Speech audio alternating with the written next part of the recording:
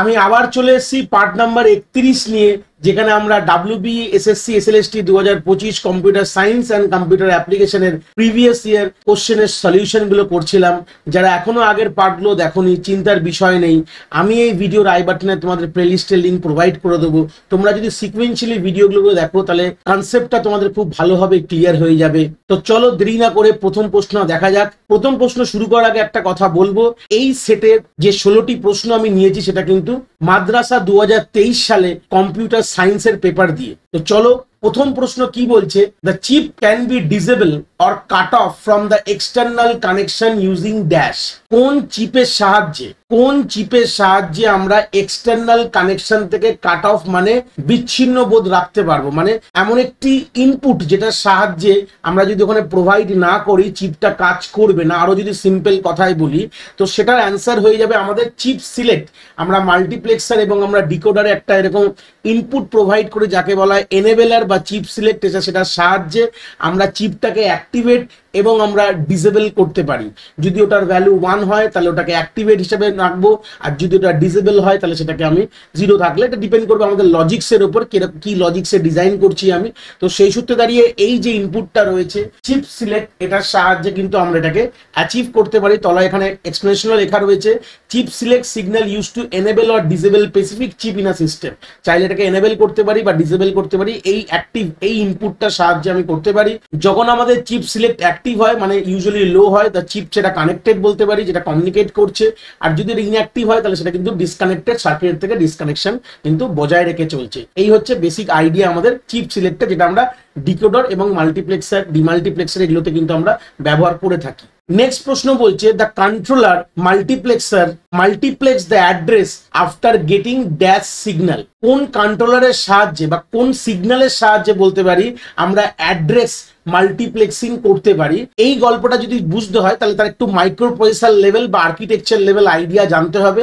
আমরা কিন্তু অ্যাকনলেজ যে সিগন্যালটা রয়েছে, যেটাকে ACK বলা হয়, সেই সিগন্যালের সাহায্যে কিন্তু আমরা এই কাজটা করতে পারি। যেমন মাইক্রো প্রসেসরে যখন অ্যাড্রেস মাল্টিপ্লেক্সিং হয়, প্রশ্নটা মাইক্রো প্রসেসর থেকে যদি আমরা indirectly link to micro processor আমি যদি বলি, কিন্তু আইডিয়াটা আমরা কম্পিউটার আর্কিটেকচারই ইনডেপথ কিন্তু আমরা দেখি, যেখানে আমাদের অ্যাড্রেস মাল্টিপ্লেক্সিং, আমাদের 16খানা আমাদের বাস থাকে, 16খানা বাসের মধ্যে আমাদের A15 থেকে শুরু করে আমরা এইভাবে নাম দিই A0। এই টোটালটার মধ্যে A0 থেকে A7টাকে আমরা ডেটা এবং অ্যাড্রেস দুটোই আমরা কাজে লাগাতে পারি। কখনো কখনো এটাকে আমরা ডেটা বাস হিসেবে কাজে লাগাই, কখনো কখনো এটাকে আমরা অ্যাড্রেস বাস, টোটালটাকে অ্যাড্রেস বাস হিসেবে কাজে লাগাই। মানে 16খানা পিন থেকে আমরা অ্যাড্রেস জেনারেট করতে পারি, বা আমাদের 8টা পিন দিয়ে আমরা ডেটা জেনারেট করতে পারি। তো সেই সূত্রে গেলে আমাদের কোন সিগন্যালটা যখন আমরা পাই সেই সূত্রে আমরা ওয়ান কাইন্ড অফ বলতে পারি এটা মাল্টিপ্লেক্সিং এর রেসপেক্টে কাজ করছে। তাহলে এই দুটোই দেখো, এই যে 8টা পিন দিয়ে আমরা দুটো কাজ করছি, তাহলে মাল্টিপ্লেক্স অবস্থায় রয়েছে। কোনো সিগন্যাল পেলে এটা ডেটা বাস হিসেবে কাজ করবে, আর কোনো সিগন্যাল পেলে সেটাকে আমাদের অ্যাড্রেস হিসেবে কাজ করবে। তাহলে সেই সিগন্যালটা হচ্ছে আমাদের ACK বা অ্যাকনলেজ সিগন্যাল। এটা পেলে আলটিমেটলি সিস্টেম বুঝবে যে আদৌ এটাকে মাল্টিপ্লেক্স করতে হবে বা এটা অ্যাড্রেস বাস হিসেবে কাজ করবে না ডেটা বাস হিসেবে কাজ করবে। এই প্রশ্নটা আমরা বলতে পারি এটা আমাদের আউট অফ সিলেবাস কনসেপ্ট থেকে দিয়েছে। তো সেই সূত্রে এটা জাস্ট একটা আইডিয়া তোমরা রেখে দাও যে এখানে ACK যে সিগন্যালটা, যেটা অ্যাকনলেজমেন্ট সিগন্যালের সাহায্যে কিন্তু আমরা এই জিনিসটাকে করতে পারি। পরের প্রশ্ন খুবই সোজা দিয়েছে, ISO এর ফুল ফর্ম কি? এটা মুখস্থ রাখতে হবে। ISO এর ফুল ফর্ম হচ্ছে ইন্টারন্যাশনাল স্ট্যান্ডার্ড কিন্তু অর্গানাইজেশন, যেটা সি তে দেখতে পাচ্ছ রয়েছে, ইন্টারন্যাশনাল স্ট্যান্ডার্ড অর্গানাইজেশন। পরের প্রশ্ন চলে এসেছি, কি বলছে, the number of successful access to memory state as a fraction is called as. মানে আমরা যখন একটা মেমোরিতে, মানে আমাদের র্যামের কথা বলছি, যদি র্যামের কথাই বলে থাকি, যে CPU যখন যেই পেজটাকে আমাদের নর্মালি পেজে মানে ফ্রেমসে ডিভাইড হচ্ছে, যার মধ্যে পেজেস রয়েছে এইখানে, তো যেটাই আমাদের অ্যাক্সেস করতে চাইছে সেটা যদি পাওয়া যায়, যেই মেমোরিতে আমাদের মেমোরি, সেটাকে র্যাম ধরে নাও, কেন অবভিয়াসলি আমরা যখনই CPU কথা বলে অ্যাক্সেস করতে যাই সেটা র্যামকেই অ্যাক্সেস করবে। তো সেই সূত্রে দাঁড়িয়ে আমরা যেই পেজটিকে অ্যাক্সেস করতে চাইছি সেই পেজটাকে যদি পাওয়া যায়, সাকসেসফুল খুঁজে আমাদের মেমোরিতে পাওয়া যায়, তাহলে সেটাকে কি বলা হয়? এটাকে হিট বলা হয়।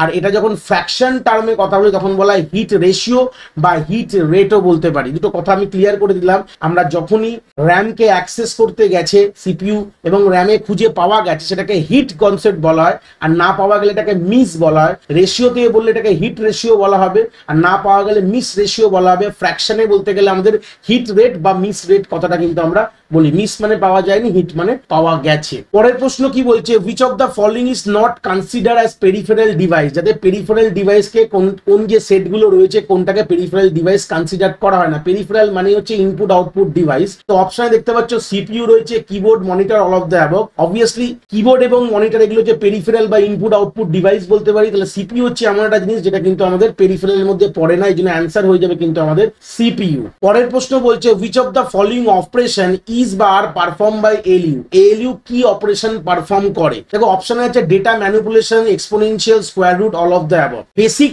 এএলইউর কাজ কি? শুধু আমাদের অ্যারিথমেটিক এবং লজিক্যাল ইউনিট, মানে অ্যারিথমেটিক পোর্শনে শুধু অ্যাডিশন করতে পারে, সাবট্রাকশন কিন্তু টুস কমপ্লিমেন্ট দিয়ে করে, নর্মাল কিন্তু করতে পারে না। আর ওদিকে লজিক মানে অ্যান্ড অর নট, যেটা লজিক্যাল অপারেশন গুলো করতে পারে। তো স্কোয়ার রুট, এক্সপোনেনশিয়াল এগুলো কিন্তু ডাইরেক্টলি কিন্তু আমরা এএলইউ করে না, এর জন্য আমাদের পার্টিকুলার কোড লিখতে হয়। সেই কোড লিখে সেই কোডের মধ্যে আলটিমেটলি অ্যাডিশন সাবট্রাকশনই হচ্ছে, কিন্তু ডাইরেক্টলি কিন্তু এএলইউ করছে না।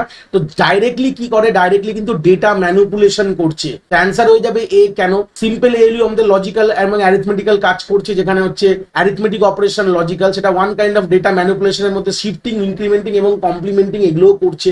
কমপ্লিমেন্ট করা, ইনক্রিমেন্ট করা যেটা নট গেটের কাজ, শিফট করা, রাইট শিফট, লেফট শিফট, তাহলে এইগুলো ওয়ান কাইন্ড অফ ডেটা ম্যানিপুলেশনের মধ্যে পড়ছে। এক্সপোনেনশিয়াল, স্কোয়ার রুট এগুলো কিন্তু ডাইরেক্টলি কিন্তু এএলইউ পারফর্ম করে না, এর জন্য আমাদের হয় আলাদা সার্কিট লাগে বা আমরা সফটওয়্যার রুটিন মানে কোনো কোড লিখে আমরা জেনারেট করতে পারি। আমরা মাইক্রোপ্রসেসর 8085 হয়তো আমরা গ্রাজুয়েশনে পড়াশোনা করেছিলাম যে আমাদের স্কোয়ার রুট বা এক্সপোনেন্টের জন্য আলাদা করে আমাদের সাব রুটিন বা কোড লিখতে হতো। এরকম ধরনের আমাদের এএলপি, অ্যাসেম্বলি লেভেল প্রোগ্রামিং হয়তো আমরা করে এসেছি, হয়তো এটার হয়তো আইডিয়া রয়েছে। তো সেই সূত্রে অ্যান্সার হয়ে যাবে কিন্তু শুধু ডাইরেক্টলি পারফর্ম করে ডেটা ম্যানিপুলেশন, এটা এএলইউ পারফর্ম করতে পারে। Which of the following format is use to store data? Next প্রশ্ন 7 নম্বর বলছে আমরা ডেটা স্টোর করার জন্য কি ফরম্যাটটা ব্যবহার করি? আমরা বিসিডি ফরম্যাট নর্মালি ব্যবহার করে কিন্তু আমরা ডেটাকে স্টোর করতে পারি আমাদের সিস্টেমে। পরের প্রশ্ন বলছে the collection of 8 bit is call, 8 বিটকে কি বলা হয়? সিম্পল কথা, বাইট বলা হয়। 4 বিটকে যদি বলতো তাহলে 4 বিটকে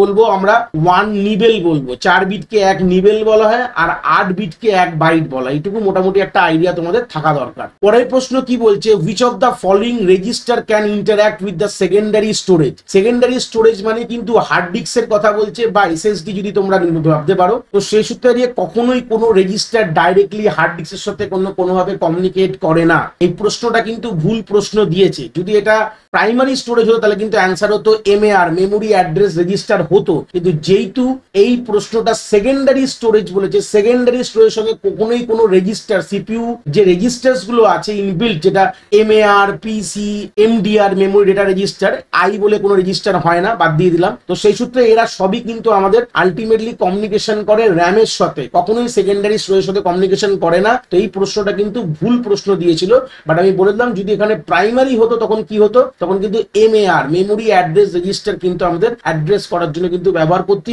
এমডিআর, মেমোরি ডেটা রেজিস্টারও রয়েছে, সেটাও কিন্তু র্যামের সাথেই কমিউনিকেশন করে। পরের প্রশ্ন বলছে which is the term used for a block of code that is execute repeatedly until a certain condition is met?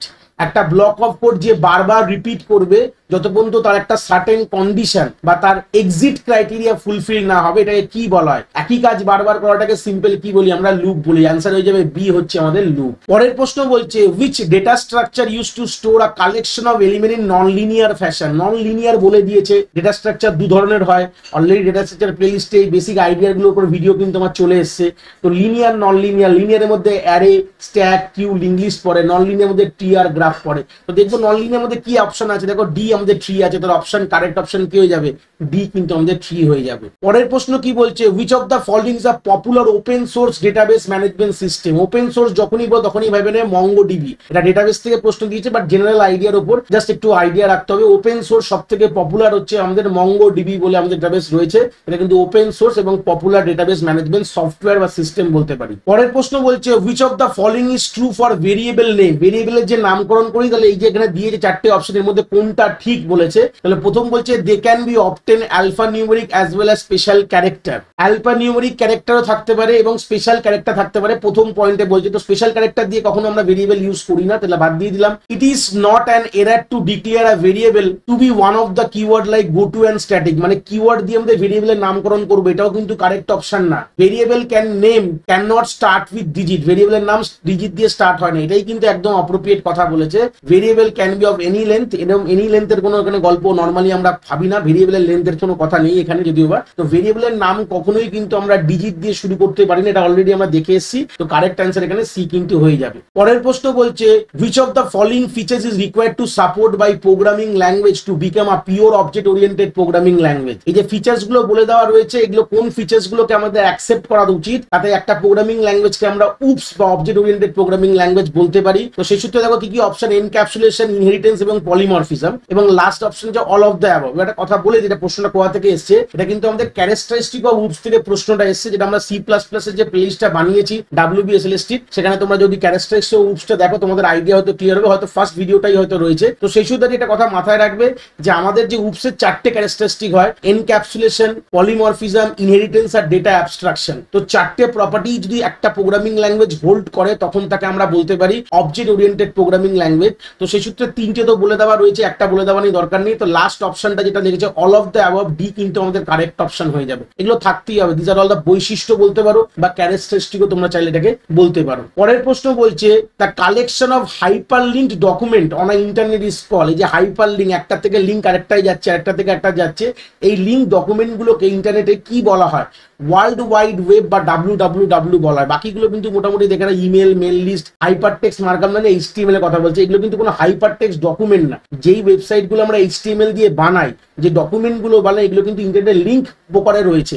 একটা লিঙ্ক করলে চলে গেলাম আরেকটা জায়গায়, একটা লিঙ্ক করলে চলে গেলাম আরেকটা জায়গায়। তো এই লিঙ্কিং ডকুমেন্টগুলো দিয়ে কি তৈরি হয়, এটাকে আমরা ওয়ান কাইন্ড অফ বলতে পারি ওয়ার্ল্ড ওয়াইড ওয়েব বলে কিন্তু চলতে পারি। পরের প্রশ্ন বলছে what is the primary function of the CPU in the computer system. সিপিউর মেন কাজ কি? পারফর্ম অ্যারিথমেটিক এবং লজিক্যাল অপারেশন। স্টোরও করে না, ডিসপ্লেও করে না, কোনো প্রোগ্রামকে স্টোরিংও কোনো গল্প নেই, স্টোর সবই করে আলটিমেটলি আমাদের র্যাম, হার্ড ডিস্ক, ঠিক আছে, ডিসপ্লে করে মনিটর। তো আমরা আলটিমেটলি কি করে, আমাদের অ্যারিথমেটিক এবং লজিক্যাল অপারেশন পারফর্ম করে। তো এই গিয়ে আমাদের 16টি প্রশ্ন এখানে শেষ হলো। ভিডিওটা ভালো লাগলে একটি লাইক করে দেবে, বন্ধু বান্ধবের সঙ্গে শেয়ার করে যারা এই পরীক্ষায় বসতে ইচ্ছুক। আর হ্যাঁ, চ্যানেলটাকে সাবস্ক্রাইব করে দিও। আগামী দিনে এরকম ধরনের আরো আমরা MCQ ভিডিও নিয়ে এই চ্যানেলে আসবো। এই ভিডিও নোটসটা তোমরা আমার টেলিগ্রাম চ্যানেল থেকে পেয়ে যাবে, যার লিঙ্ক এই ভিডিও ডিসক্রিপশনে প্রোভাইড করে দেওয়া রয়েছে। যদি কোনো ডাউটস থাকে আমি কমেন্ট সেকশনে জানাতে নিশ্চয়ই ভুলো না। সবাই ভালো থেকো, আবার আমরা নেক্সট পার্টে দেখা হচ্ছে।